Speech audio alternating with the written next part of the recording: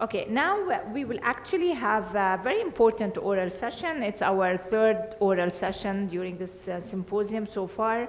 And it's about nutritional and food security status in refugee and displaced populations. This important session will bring a mix of invited speakers from UNHCR and World Food Programme, as well as competitively selected presenters from University of Jordan to present important findings on food security and nutritional status in refugee and displaced population in Jordan, highlight rates, facilitators, and barriers to exclusive breastfeeding among Syrian refugee mothers. Please let's welcome warmly Dr. Justin Hackett from Tufts University.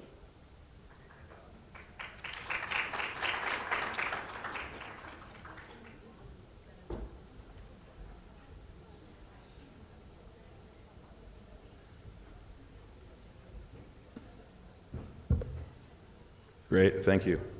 I'd like to invite our three panelists to the stage.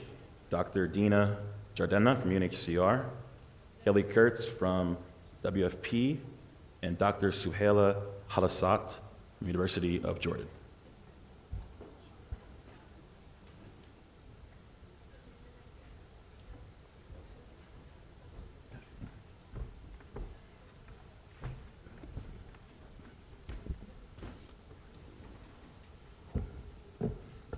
Great.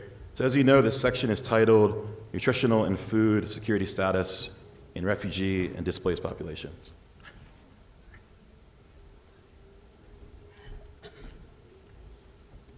So Jordan plays host to many refugee populations who face a wide variety of nutritional and food security challenges. For this portion of the symposium, we'll hear from our panelists on specific nutritional and food security issues that affect refugee and displaced populations in Jordan. For our first panelist, I'd like to introduce Dr. Dina Jadarneh, who is a public health officer at the Public Health Office at UNHCR.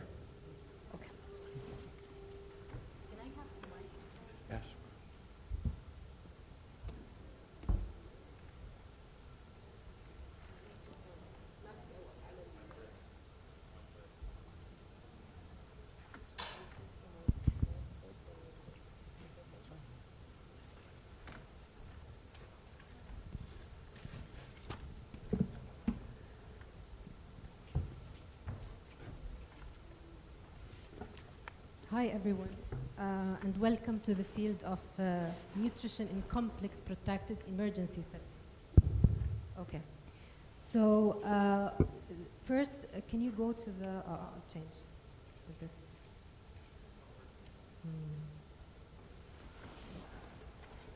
Okay, so we'll touch base about background, about refugees in Jordan, then a brief history about the assistances in terms of food and nutrition.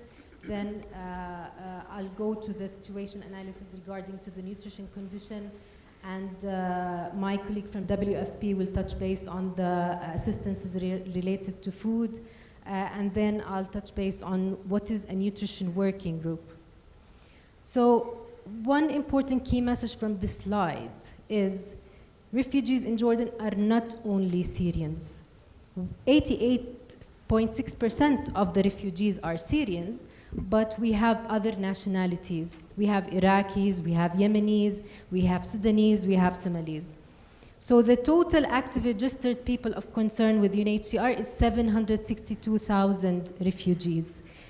Another important key point to highlight that only 17.5% of refugees are located in camps. Not everyone is living in camps.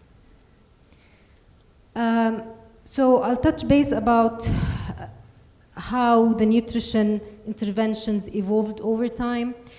So first, when the Syrian refugee crisis started in March 2011, we only cared in urban settings for providing primary healthcare services. Nutrition was not part of our activities. Then in July 2012, the Zaatari refugee camp was established. We did our first interagency nutrition survey in October 2012. It was funded by UNICEF, UNHCR, WFP, UNFPA, and WHO. It's based on the SENS guidelines. which is Standardized Expanding Nutritional Survey Guidelines, which is a tool used to do nutrition surveys in emergency context among refugees. So there were clear recommendations from this survey that we need to establish CMAM programs. CMAM is Community-Based Management of Acute Malnutrition. We need to establish IYCF programs in the camp. But the challenge is we don't have any community-based management guidelines nationally. We don't have products to treat acute malnutrition, such as Plumpy Nut, Plumpy Sub. So here came the efforts of coordination between all UN sister agencies. We established late 2012 the Nutrition Working Group. This working group had lots of achievements. One of the major achievements is drafting community-based management guidelines adopted to the context from international guidelines and approved it from Ministry of Health. We managed to get Plumpy Nut to the country. We managed to get Plumpy Sub to the country. Then in 2013, Save the Children started IYCF programs in the camp, funded by UNICEF. And we established CMAM programs in the camp, funded by UNICEF and UNHCR. So when Azra refugee camp opened in May 2014, it was easy for us because we replicated the services from one camp to another. Another major challenge that happened for us when Zaatari refugee camp opened is children, they need milk. It was really hard for us to manage the unsolicited donations of formula milk. So again, the efforts of the working group in developing the Jordan inter-sectoral guidelines for managing formula milk distribution and breastfeeding promotion in emergencies.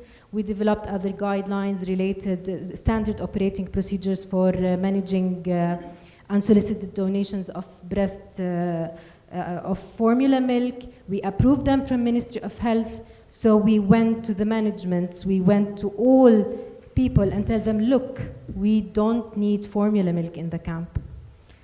Then the efforts continued with another interagency nutrition survey in 2014, another one in 2016. So all the CMAM indicators, all IYCF indicators are based on these surveys.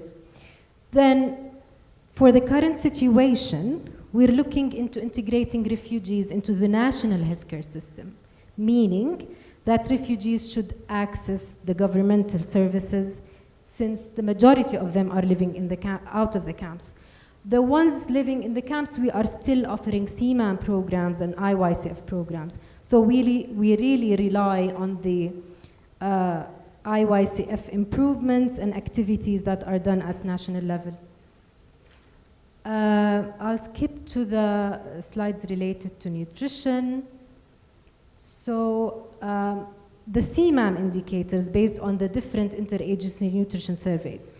We can see that in urban settings, the CMAM indicators, which is GAM, MAM, SAM, stunting, they are different between urban and camp settings. We can see that the Syrian refugee situation, when they first came to Jordan, there were higher rates of acute malnutrition among them, but due to the interventions we have established in the camps, IYCF, CMAM, the rates have decreased, and we are in a stabilization, like in a stable condition right now. Regarding the IYCF indicators, we think that we are doing a better job than the host community in the rates of exclusive breastfeeding rates. So it's 37% in both camps, in Zaatari and Azra in 2019. The rates of continuing breastfeeding up to 2 years are really increasing over years as well. This is from the STEP survey. The key message from this slide to say that as well, like the host community, the Jordanians, Syrian women, they do suffer from increased prevalence of overweight and obesity. And another key point to highlight is the percentages who ate less than 5 servings of fruits and vegetables on average per day is 92.4%. Another important point to highlight is that based on the Jordan micronutrient study, the condition of anemia among the refugee populations living in the camps is worse among preschool children, non-pregnant women, and pregnant women. The issue of stunting as well is a worrisome. And the third key message from this slide is the double burden of acute micronutrient deficiency with overweight and obesity is something comparable to the Jordanian context. So, as I said, the Nutrition Working Group came into action in late 2012. The terms of reference for this working group has been adopted recently to go into the resilience phase, since we are now 12 years past the emergency. There is lots of achievements for this working group, and there is lots of documents, trainings, capacity buildings that happened because of the efforts of this collaborative work between the different agencies. So I'll give the mic now to my colleague from WFP to touch base on the food security condition among refugees.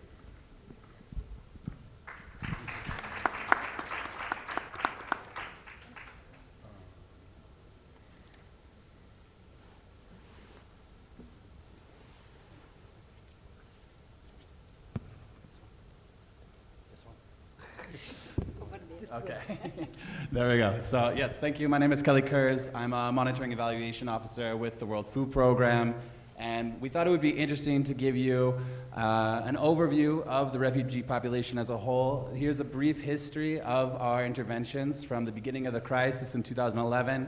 As you know, food security is all about access, it's about accessibility, and so when the refugees first started coming across, there was not an infrastructure in place to provide assistance. So we started working with restaurants in the local area, with families and host communities in the local area to provide hot meals for the initial refugees coming.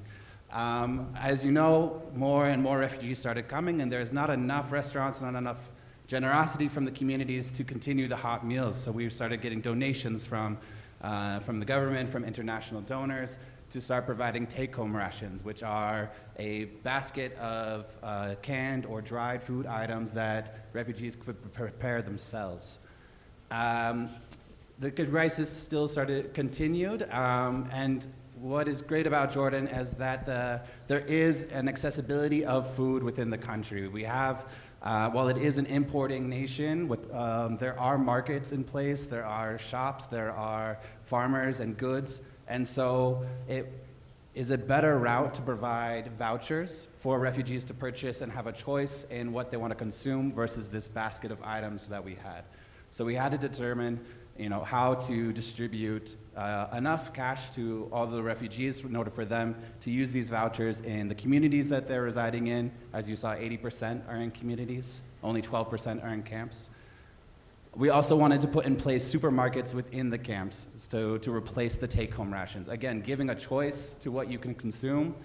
So while you may have a limited income, you still have an option to choose between bulgur or rice, between apples and bananas. You have that option. In 2016, we, right at the start of kind of a technology revolution within humanitarian assistance, we implemented iris scans and blockchain to really make sure that all of the donations that were coming were directed to the beneficiaries that we specifically were trying to assist. So this identified each person to the assistance that they were receiving, and you could track their usage of this assistance. And today, in 2022, we're scaling up a mobile wallet program in partnership with a lot of the tech companies within Jordan with the mobile wallet services. This gives beneficiaries the chance to not just use their vouchers at the specific stores where we have iris scans or specific markets that we've identified, but to take out cash and to use that assistance in the manner that they see best, which is the whole purpose, to give back the options to our beneficiaries. But how do we define how much to give to the refugees? And this is a very challenging process for us because it is a humanitarian program. We are reliant upon the donations of other nations, of the government, of community, right? So we take an initial assessment of all of the consumption patterns that our refugees are consuming. We know through the blockchain and through their receipts from stores what they're purchasing and why they're choosing that. So we build up an initial basket, and yes, these are very tiny numbers, but there's a lot of different options you can buy at a store. You can buy potatoes, you could buy cucumbers, lamb meat, and through that we know what percentage of the funds that they have they're using for different items. But if we calculate all of this up to the rations that each person is consuming per day, it's around 892 grams per person per day. And that in JDs is 33.81 JDs, which is a lot of money when you multiply that by these 782,000 refugees that we have in country. So while this would be the ideal basket because it's based off of beneficiary choice, it's not what we can afford through the humanitarian assistance that we have. So we are reliant upon looking at what is a survival level of calories, of vitamins, of minerals that each person needs per day, and that is the assistance that we can offer. And then for any additional calories or vitamins, that comes through their work opportunities, through the remittances, through home businesses that they can supplement with. But our responsibility as humanitarians is to provide at least the minimum in these various categories. So we try our best to reach over 100% in energy, 120% in protein, some key vitamins A and B, but you'll see that vitamin C, vitamin D, and some of these other fruits and vegetable options are a bit limited. And that's, again, reliant upon the cost. If for our current assistance within WFP for the most vulnerable, so those in camps who don't have options for the same community jobs or opportunities, they're receiving 23 JD per person in their household, right? If we were to increase that by just one JD, that's an extra $1 million per month that we have to source from assistance from countries. So while we always know that just one more JD would allow maybe a 20% increase in vitamin C, that cost, when you translate it to the scale of the refugees in Jordan, is quite impossible to source from the current levels of assistance, especially 12 years after the beginning of the crisis. If we look at what refugees' income source break down into, about 37%, because there are quite a number in the community, about 37% comes from work income. WFP cash assistance makes up 27%. UNHCR also provides basic needs assistance to cover health, rent, hygiene. That's about 17%. And they have other sources of income. But this total, despite our assistance besides work income, only makes up 299 JD per month for a household. And that is just 2 JD above the abject poverty line. And what we call the abject poverty line is the cost to pay for your rent, the cost to have your basic food, and the cost to pay for basic hygiene. It's the bare minimum, and our assistance and our work only make up the income to just barely meet that threshold. We also know that since we are only barely meeting that threshold, refugees are quite reliant upon debt. There is a lot of social cohesion within communities, so they have a lot of credit in stores. There's a lot of landlords that are, they're not requesting the rent, especially during COVID-19. We saw a lot of blockades on having to pay rent, but that created an extreme level of debt per household. The average household debt is around 1,250 USD. You can also see that for Syrians, because they are 88% of the refugee population, they have a huge social network within Jordan, they're able to hold more debt than non-Syrians who have less of a connection to different stores or different opportunities locally.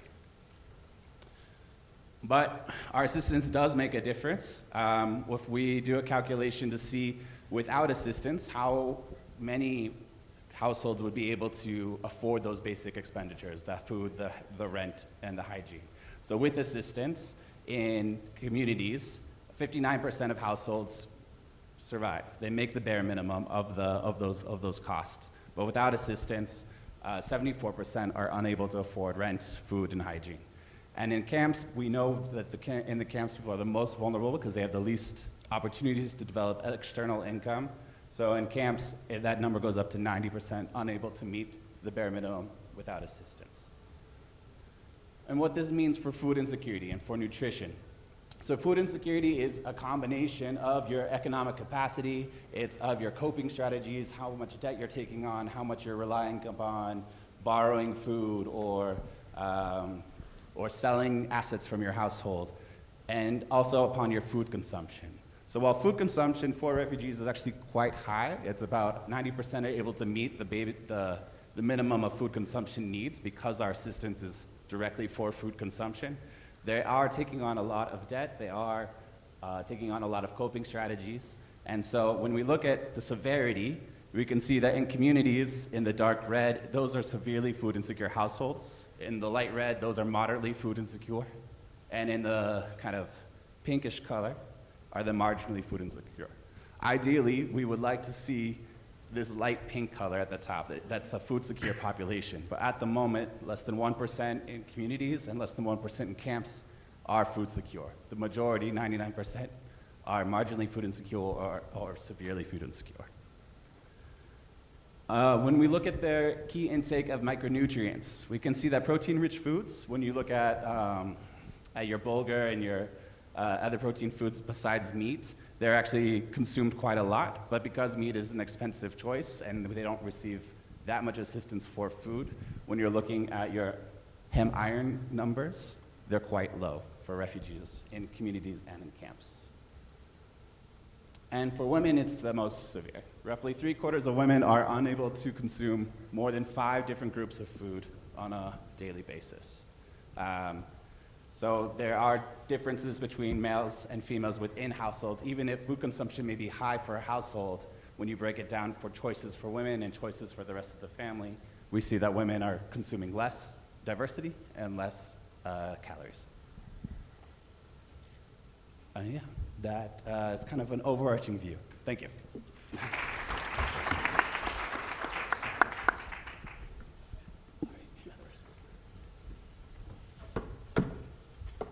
Great. Excuse me, sorry.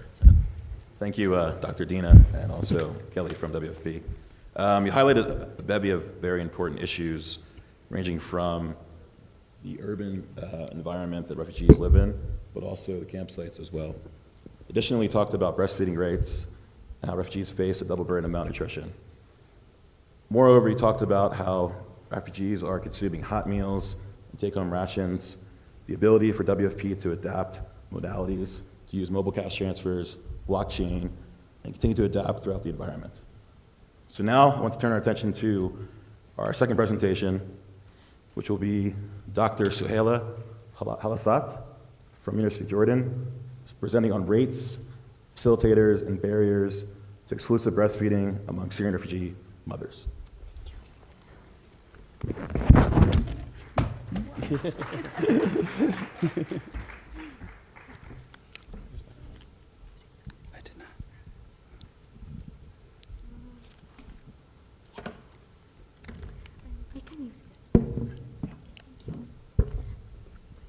Good afternoon, everyone. I'm so happy to present this research on behalf of my colleague, Prof. Rima Safadi, Prof. Muayyad, Ahmad, Prof. Manar Nabilsi, Ms. Dua, Prof. Muhammad Saleh, and myself. So, this study, it talks about rates, facilitator, and barriers to exclusive breastfeeding among Syrian refugees mother, a cross-sectional survey. Actually, the background of the study, if we go back, I think I changed my mind. I will be using the mic, if you please. Thank you. Thank you. Okay, so the background of the study, initiation of breastfeeding within the first hour was limited to 35%. And this is the study that had been done by those 2018, and only 19 of the infants under 6 months were exclusively breastfed. 57 of infants received liquid other than breast milk in the first 3 days of life. 35% of the mothers received the formula from hospital, and this I put it in in red for a purpose. 64% of Syrian mothers were counseled on breastfeeding. Out of this number, only 57% of the newborn was breastfed. So the aim of our study, we do have two aims. The first one is to calculate or to assess the exclusive breastfeeding rates among Syrian refugees. The second one, who are living not in the campus, as the study had been mentioned by our colleague. So I think the percentage was 37 in Al-Zatari. Then we will identify the facilitator and the barriers to exclusive breastfeeding among Syrian refugee mothers. So the methodology of the study was, it was a descriptive cross-sectional study. The participant Syrian refugees mother with an infant less than or equal to 6 months, and the setting is the Jordanian cities. Okay, so we do have 523 Syrian refugee mothers with an infant less than or equal to 6 months old.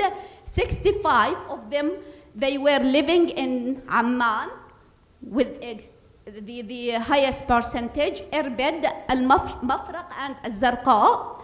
This study demonstrated that low rate of exclusive breastfeeding. If we go back and just search about the global rates of exclusive breastfeeding, I think it's 44%. Again, also in Jordan, unfortunately, the percentage is 26, so we are not that much in a good shape in comparing with the Syrian refugees' mother. So early initiation rate is 37%. They used to give their babies any type of water, herbal, around 64%, which is a huge, also again, percentage that interfere with the breastfeeding. Although most of the mothers, 82.6 at the time of the interview, they breastfed their infants, only, as I mentioned previously, 35.8, they exclusively breastfed their babies. Out of 35.8, unfortunately, we do have only 20.3% in which they exclusively breastfed their baby in the first 3 months of life. Okay, while the 15.5%, they continue until the end of the first 6 months of life, and around 37% of the mothers initiated breastfeeding immediately after birth in less than 1 hour. Mothers discontinue breastfeeding when their infants were at the mean of age 1.58. Around 64% of mothers gave, as we mentioned before, the food, the other type of a fluid, and the most used one is water in a percentage of 99.7, followed by glucose water, believing that glucose water is a type of water of a treatment for glucose, so they want to initiate the bowel movement, so they gave them immediately glucose water in order to be able to get rid of the meconium. Milk formula 52.7, and herbal tea 29.3. The majority of mothers, 74.6, did not receive a free milk formula. The facilitator for exclusive breastfeeding, according to the result of our study, the mothers, they are satisfied with the breastfeed their baby if they do have a past history of feeding their baby, so they will continue. And the most important, interesting findings that we found that if the baby is female, the percentage of continuing of breastfeeding is higher than the boys. It's not that much. For example, I remember the percentage is 52 for the female, while for the female is 47, but still there is a difference. The main barriers to breastfeeding including perception of insufficient milk supply, the highest percentage, around 60.4, perception of the infant staying hungry after breastfeeding, and mothers and infants if they do have healthy problem.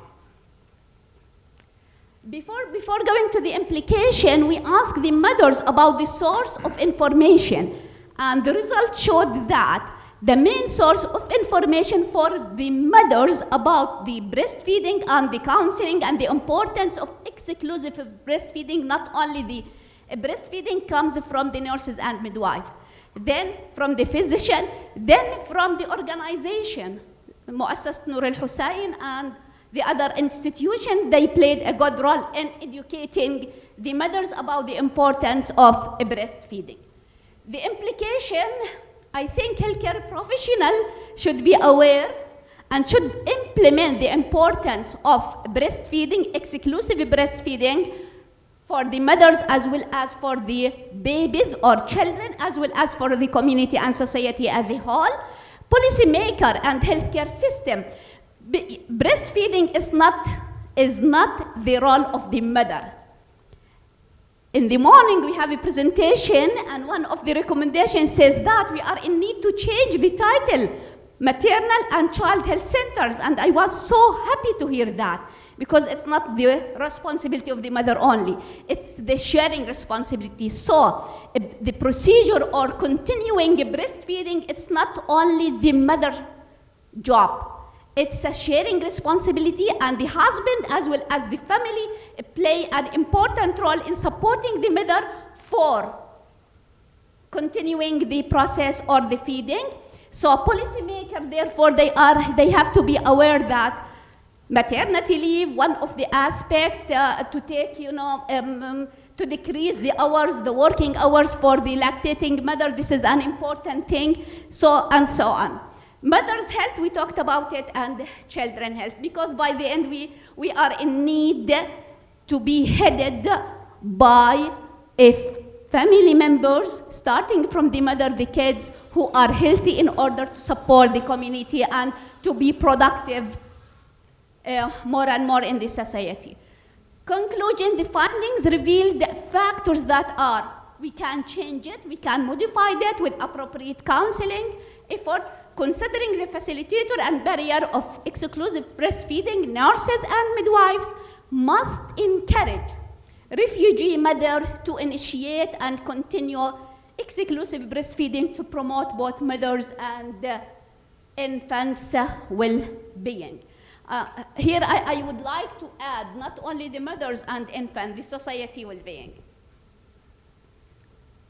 Okay, by the end I would like to thank all the mothers and infants who participated in our study, and big acknowledgement goes to Columbia University, because this is a part of huge and big project headed by Prof. Rima Safadi, and this is the most important thing, that we collaborate with them for the benefits of our society.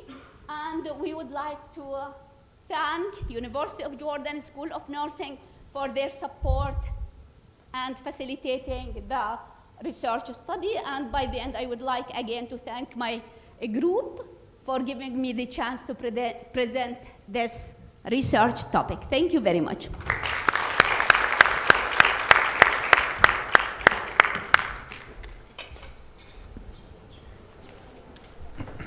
Great, thank you, Dr. Suhaila. Very informative, and again, highlighting some of the key issues that refugees are facing in Jordan. I think an important point in your presentation was really highlighting the perceptions from the mother and also the child. And again, as we heard this morning, it's a shared responsibility.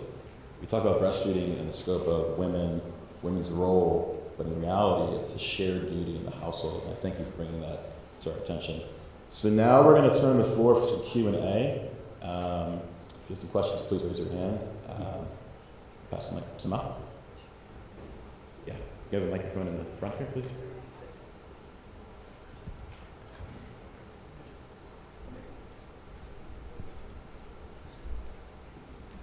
Thank you.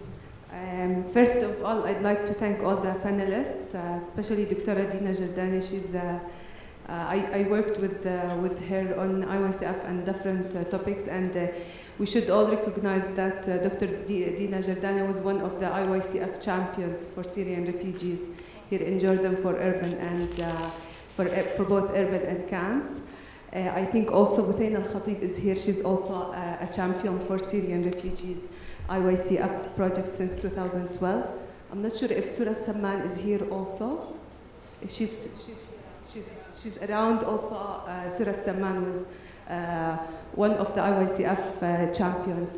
Dr. Dina, you've worked on this for more than 10 years, or for almost 10 years now. I'd like you to share with us how challenging it was to control, especially the artificial milk formula in camps.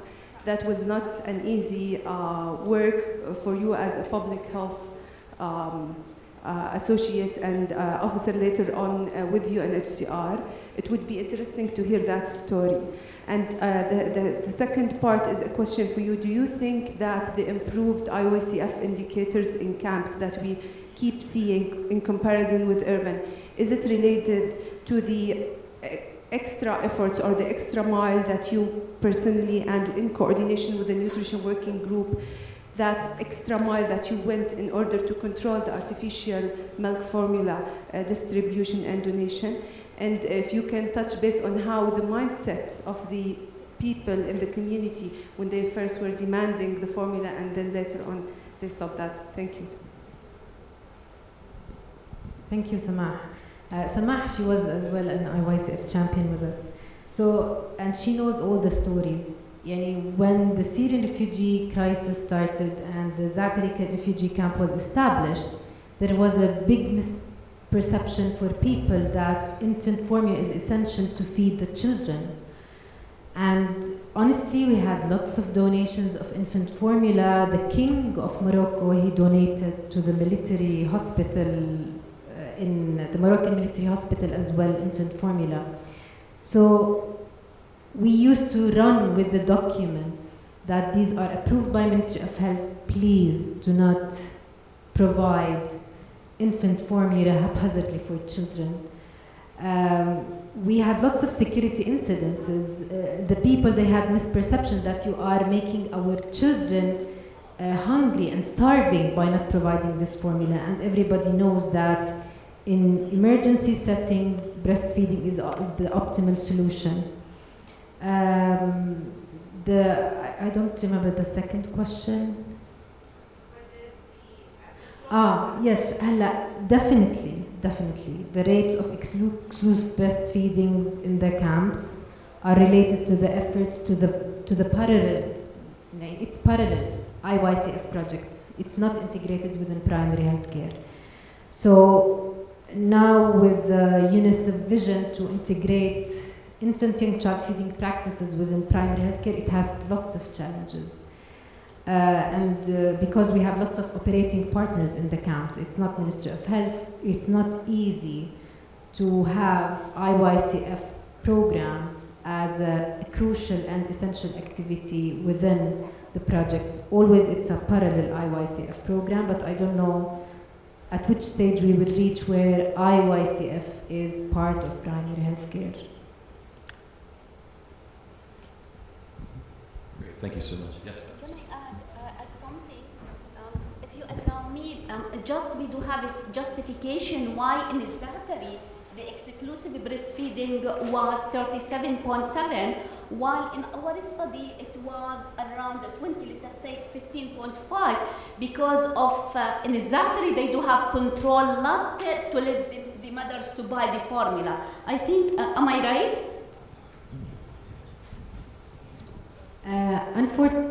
You're totally right, but unfortunately now there are some pharmacies opening in the camps, and it's something related to the local community pressure that they need to provide, put some private.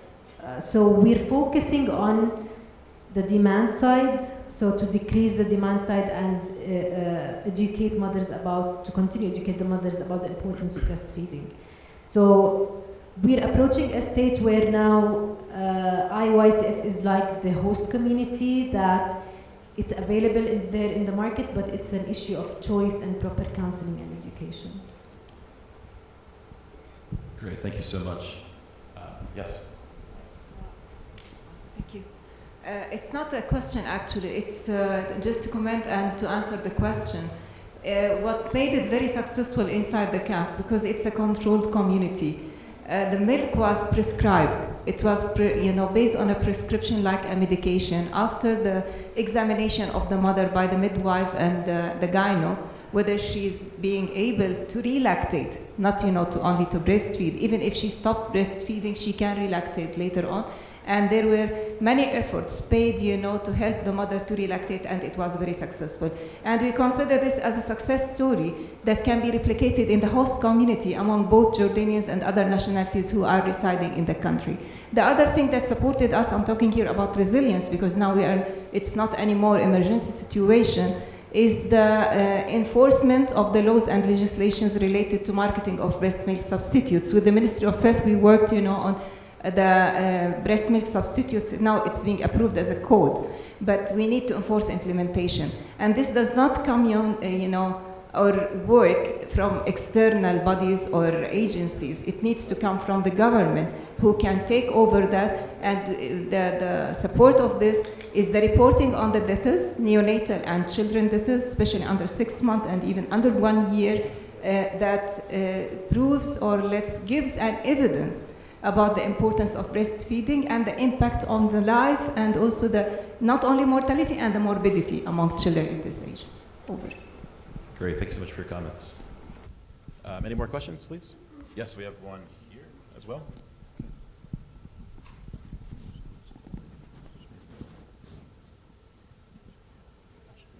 My question to Dr. Suhaila. Okay. I noticed in your results, and you focus on the results very much when you told us that there is no difference, there is, a significant difference between the male and female, okay, regarding the exclusively breastfed. That it is very impressive to me that females have higher percentage of being exclusively breastfed. As we know in our traditions that females usually focus on males more than females. This is in the previous, but nowadays I think recently there is something become different, that females taking care of male and female infants little bit equally. Underline it, okay? Okay. I finished a project in the north of Jordan, okay, on 300 infants and toddlers, and we studied the exclusively breastfed, percentage, and we didn't find any significant difference between male and female infants. So can you explain how you got this result, okay? Give me a picture a little bit. Thank you. Okay. Actually, we are talking about Syrian refugees, okay? So this is my own perception about the result. The result is not that much different. There is no much differences between the male and female. I told you it's 52 comparing to 47, okay? We were so impressed with the result. This is the first thing. The second thing, unfortunately, we didn't ask why. This is the question. Okay, so it was a structural question. We asked who is the baby that you breastfed more exclusively, and we ended up with this result. But I think I might be mistaken, but I think the Syrian refugees, the Syrian culture is different than Jordan, in which they give more attention to the female more than the male. Maybe this. Excuse me, no, no difference. I told you, I might be mistaken. I know it's your but we didn't investigate this one. Yeah, maybe if you ask about the order of the infants and or the child in the family, maybe this is the first child to be a female. No, this no, is why no, there the were mother no is differences. taking care more. Yeah, Yeah. no, there were no differences. You didn't see the correlation between the order of the child and the... There were no differences. Okay, Yeah. thank you. Thank you. Great, thank you so much. Our next question, please. Thank you. Actually, I would add a comment about refugees. Some companies or food or drug companies and other companies provide support for refugees as baby products, baby food products, or milk products. This is why I thought mothers go to provide children with the complementary food in your study, because I see that you conducted the study at the beginning of Syrian crisis. In that stage, Jordans received support from companies for the refugee community. So what I see from the families, when they receive such foods products, they provide it for the children, and they skip the breastfeeding, because there's the issues, how they live, the changes in lifestyle. So I support to have more research on this field in the future and focus more on refugee culture, especially nowadays after the crisis end, and see if there's a change or they still continue as previous. Thanks. Great, thank you. Is there a question you want to ask one of our panelists, or just a general comment about cohesion in the community pre and post crisis? Can I ask you a question about the results, please, regarding the household within the family in the camp, that the mothers are not eating as well as the rest of the family? Did you go into why is this happening? Is she busy? Is she providing the others the food and not giving herself what she should take? Do you have any insight on that?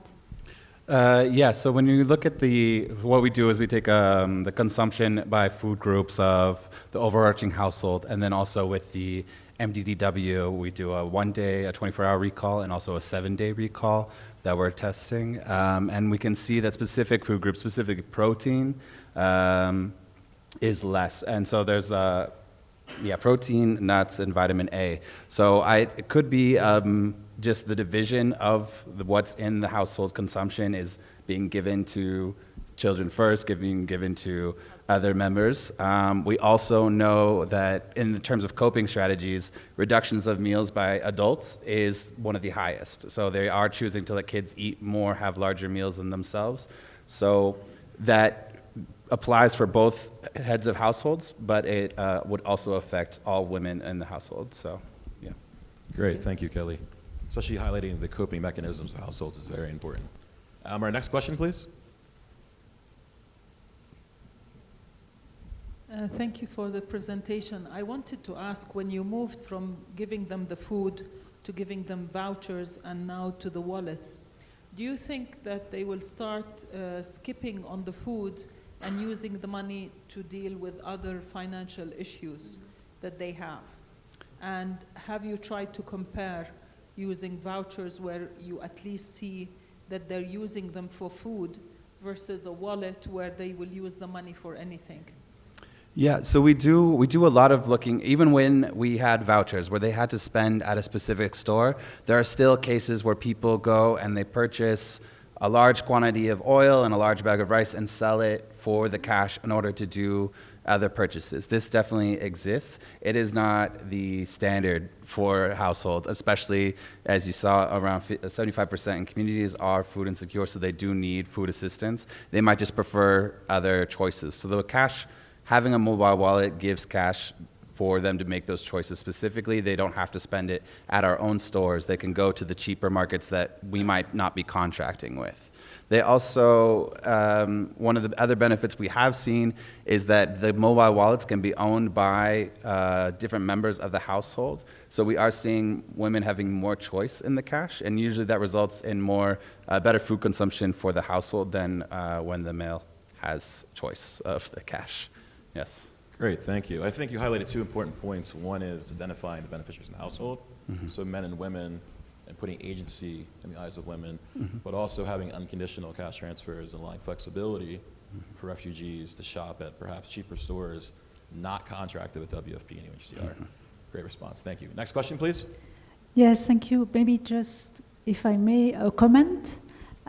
So what is also interesting, to answer your question, elaborate a little bit more around that, is that we've just conducted a formative research in collaboration with all the partners in the camps, but also at the level of the community, to better understand these dietary patterns, but also specifically targeting women and young children. So yeah, so we have some results on that, but we can share that at another time. Thank you. Yes, thank you. Good. Just I want to add something. When I presented my presentation, I was aware of that I will be running of time. Therefore, one important implication I did not mention related to the healthy member, in which I'm asking the obstetric, our colleague, during the implication of prenatal care, just to encourage the husband to be with his wife and start talking about the breastfeeding and the importance. I know maybe I'm so optimistic, but at least we can ring the bell. And this is the most important thing, to what extent we are encouraging our new generation to feel with the mother, to feel with their partner, with their wives, about the importance of breastfeeding. Again. I do believe, maybe I'm mistaken, but I do believe that, again, breastfeeding is no more the mother responsibility. Maternal attachment, nowadays we are not saying maternal attachment, we are saying infant-parents bonding, and this is the most important thing. And I think we are at the university as well as the school, we need to raise up our children, the male, that the rearing up the families, it's a sharing responsibility. So I do ask our colleague just to concentrate during the prenatal care visits to encourage the husbands to be around. Thank you. Great, thank you so much. This is our last question from our online audience. So you've had COVID-19, and now Ukraine is still in the midst. How has this impacted humanitarian operations, specifically in Jordan, looking at the value of transfers, cash modality, and can you talk about food security in the households due to scale-back operations due to these two crises? This is for Kelly and Dr. Dina. Yeah, it's a difficult question. I mean, as soon as Ukraine kicked off, and even following kind of Afghanistan, we started immediately monitoring prices in a concrete way. We had just to see what is the impact, because our transfer modality, again, I saw if we had the whole basket of what we would want to give, that's 33 JDs, but we're giving 23, right? And that changes, that purchasing power, that 23 JDs decreases as food prices increase. Jordan, fortunately, has had less of a price increase than its neighbors for various goods, but they did also, oil dramatically increases. The government put caps on chicken, on different products throughout the country in order to help us all afford these crises. But the purchasing power for refugees is going down, and donors are focused on other regions. We've had to announce that we have to cut our transfers for the month of September for community members from the 23 JDs to 15 JDs. And we're always hopeful that donors will see, the impacts, that they're already living at abject poverty levels, and will respond and help us bring that back.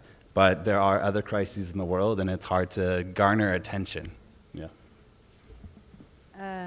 Yeah, to continue what has Kelly said, definitely the Ukraine emergency crisis has made lots of shifting in attention and the money to that operations working there. So as well, in terms of monthly financial assistance, in terms of health assistances as well, everybody is facing a hard time, all UN agencies, in securing funding. Mm-hmm. Great, thank you. Yes, one more question, please. Can we get a microphone to the front, please? Just to comment to what my colleagues they have mentioned, I will mention that, you know, the most important, and since you mentioned the Ukraine crisis and the impact on Jordan and other countries also, that we are talking about breastfeeding from a right-based approach. So it's a right for every child to be breastfed. And this also goes with the economic situation where you reduce the burden of the expenses inside the family. And the main important issue also, that we need to take care of the mental health and psychosocial support to be provided to the mothers from the husband first and from the extended family and the surrounding and friends. And this is, you know, the trend for the next cycle of UN, that we are looking at the psychosocial and mental health issues and the right-based approach. Great, thank you. We have one more question again from our online chat. Can you speak about social cohesion amongst the community between Syrian refugees and Jordanian citizens, especially in the urban environment, and how that promotes or demotes food security? This is for, again, WFP and UNHCR. Yeah, another great question. So social cohesion has been studied across since the crisis began, because of the enormity of the refugee population coming in, and the host communities really opened up and there was really strong connections, but there were still tensions. Jordan does have its own vulnerable populations. It does have its own food insecure households, and so we really had to pay attention at the onset to make sure that there was assistance coming for communities to help support and the burden that they're taking on by supporting the refugees. As time has gone on, they're still looking at social cohesion, but it's more trying to understand how to prevent this endless divide of the Syrians versus the Jordanians. There's the programs that we want to put in place, the assistance we want to do for Jordan is for all of the vulnerable people that are here. And so we want to increase food security for Syrians and for Jordanians with our programming across the UN. So. Okay, great. We have a few more minutes, actually, just in forum, so a few more questions. Yes, of course. Dr. Suhaila, regarding the place of delivery for these cases, can you provide the breakdown of these ladies delivering in governmental hospitals, private, non-profit, or you didn't look into this, where the delivery took place? Most of them, they were home delivery. Home deliveries? Home delivery, yes. Okay. Thank you. Sorry, hospital delivery. Hospital. I mean governmental or private or governmental hospitals. Yes, okay. Sure, Okay. Thank you. Great. Thank you. So another question. One in the back. Hello. Yes. Yeah. So a question for UNHCR. You spoke about introducing the plumpy nuts to the camps. We're wondering if there was some sort of formative research before identifying that as the proper intervention, as opposed to locally sourced alternatives, and then if there was thought put into the future health implications that those plumpy nuts how it will affect those children in the future. Okay, so plumpy nut and plumpy sub are already known products internationally used for the treatment of acute malnutrition. So it's not something that that's not used globally. So it's a high calorie peanut-based paste with specific specifications that is used for the treatment of acute malnutrition, and Plumpy Sub for moderate acute malnutrition, and Plumpy Nut for some cases. Regarding local alternatives, unfortunately there is no local alternatives. There is one product called Infantrini, and we are looking into the possibility of using Infantrini instead of these ready-to-use therapeutic foods that are well known globally. Thank you. Great, thank you. Yes, I mean, Plumpy Nuts and SNF, which is a specialized nutritious food, it's targeted for MAM and SAM programs, so it's a very specific use. As far as local foods, there is discussion about utilizing local foods in these therapeutic feeding programs, but there needs to be more evidence developed to interact and implement going forward. Another question we have coming online. So with the Ukraine crisis and COVID-19, and we see the scaling down of operations, what kind of policy interventions can the national government interact? And in this light, we speak more about social protection and the extension of national social protection to Syrian refugees. This is for UNHCR and WFP. Well, there is lots of advocacy efforts, honestly, but we're not there yet to include refugees in the social. But for example, people who are legally or they have work permits legally, they are under the social protection umbrella. But in terms of health, we are really behind in, for example, ensuring refugees are included within the universal health coverage. All the efforts that are done recently is to pump lots of money under the multi-donor account for the Ministry of Health to be able to provide refugees access at the national non-insured Jordanian rate. So this is where we are right now. Yeah, and UNHCR and WFP are both working on this longer-term advocacy and work for refugees, because they have a lot of a refugee population has the economic potential if the working sector is open for them to engage with, if the right opportunities were opened by the government for this sector, they wouldn't be as reliant on humanitarian assistance operations. And so we're both working to both understand what are those profiles for refugees that should be opened up, which sectors would most benefit the government, and then do the advocacy on that to really get the opportunities there. Great, thank you. So two key points are, one, the opening of licensing for refugees to work, and also now the operations are more shifting to development for the long term as the crisis goes on. More questions from the audience, please? One in the back, yes, Mohammed. Thank you. Yeah, I just wanted to get to the second part of my question, which wasn't answered.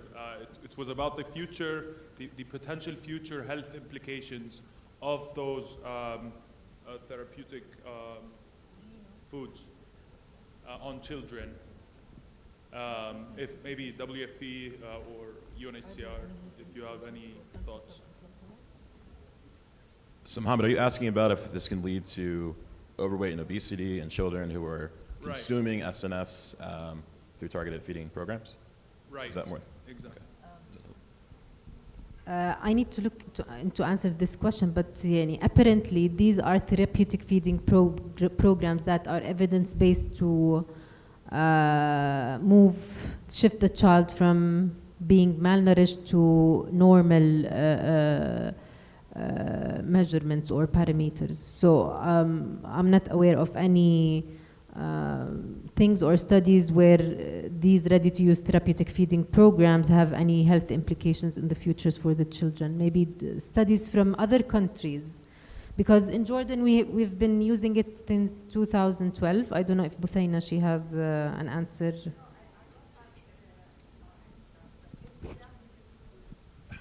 Can you get a microphone to the front, please? But also, before you jump in, Mohammed, it's important to remember that the SNFs... From the title itself, just to answer your question, it's therapeutic food. That's why it's being used, as long as the child is sick. And that's why it's being given under medical supervision, under the nutritionist supervision and the family supervision. And there is, a guideline and a sheet also, where the mother or the caregiver needs to register everything. What did the child eat on that day, at which hour, what was the impact, and also there are other measurements, medical, examinations being done to the child. Once the case is stabilized and the child, moves from severe acute malnutrition to moderate malnutrition, they will go gradually back to the normal diet. So that's the issue. Unless the child has any congenital anomaly or any other metabolic disorder or other medical condition that hinders the child from eating normally. Great, thank you. And I would encourage you to look at the FAQR program from Tufts University. It highlights actually in great detail how these SNFs are used. There's a tool called FACET, which gets into more detail on the application and the goal of these foods, especially speaking through recovery of the child. It's not long-term consumption, which you would think, which would actually lead to obesity and overweight. So it's more of a targeted intervention for recovery and proven through anthropometric measurements. Yes, please. So good afternoon. Thank you all for the great and interesting talks. This is Rima Al-Ajloni. It's more of a comment rather than a question. From the presentation by Dr. Suhaila, she mentioned or she indicated that the indicators in the Syrian communities related to breastfeeding or in general infant and young child feeding were better than the indicators or the breastfeeding rates in the Jordanian community, which means part of it, because there are a lot of interventions for the international agencies, for UNICEF, for UNHCR, for Save the Children, for all these collective efforts, for WFP, supported by the Ministry of Health. So these efforts are making real on-the-ground impact, even if this impact is slower than what we want to see. But this means that IYCF, or nutrition in general, nutrition for health, should be a priority here in Jordan, and it should be integrated within primary healthcare systems. It's not integrated within primary healthcare systems till now, and I worked with so many agencies, organizations, and health projects. Always when it comes to nutrition and IYCF, it comes as we talk about this. It's very nice to talk about this. There are a lot of studies, but I think it's time to translate the findings and the conclusions of all these studies.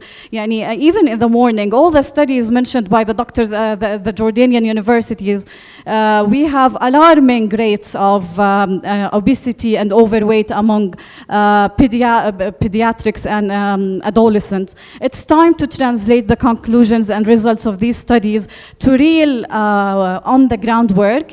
And I can see from the study of Dr. Suhaila that these interventions can work. So I think it's just a call for whoever, for this conference, for people who are organizing this conference, that this should be a recommendation out of this conference.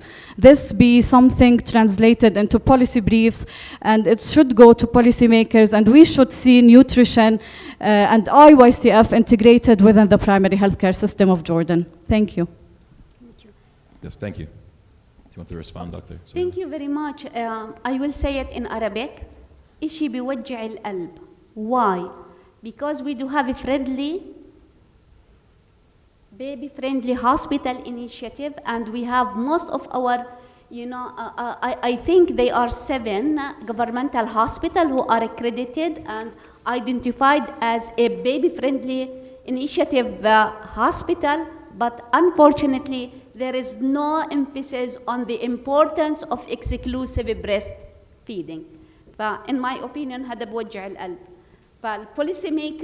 policymaker they are, and I hope one at least of the policymaker attended these sessions just to make sure that we are not people who are just talking without taking an action. So we need an action by the end of this symposium to make sure that everything is just implemented for the benefits of the children as well as the mother and by the end the community. Thank you. Great. Thank you for those concluding remarks. Yes, the baby friend. Thank you very much, Dr. Suhaila, for raising this, issue. I'm the manager, by the way, of the Baby Friendly Hospital Initiative. Yes? No. Good that you mentioned that, because it's good to announce now that we are linking, the Baby Friendly Hospital. It's not anymore an initiative. It is linked now to the accreditation, and we are working through the Healthcare Accreditation Council in the country to make it sustainable. And this was, we reached this stage based on the previous experience. Yes, as you mentioned, there were baby-friendly hospital initiatives, but now, since it is linked to accreditation, we are working with the government and HCSC now just to have it within the mandate of accreditation of the hospitals, the general accreditation. We are working on that. And when it comes to breastfeeding, early initiation is happening in the hospitals, but there is a need for the primary health care to be strengthened. On the 7th day, all the children will go to the health center to get the BCG and the postnatal care. So that's the opportunity, let's say, of success that we are aiming at. And we have a program also on the primary health care with all our sister agencies from UN and USAID. Over. Great, thank you so much. I want to say thank you to our panelists. It was a very enlightening, lively discussion from Dr. Suhaila, most discussed panel we've had so far at the symposium. We can tell it's a very important issue going forward. Dr. Suhaila from the University of Jordan, Kelly Kurz from WFP, Dr. Dina from UNHCR. Thank you guys so much. A big round of applause, please. Thank you. Thank you.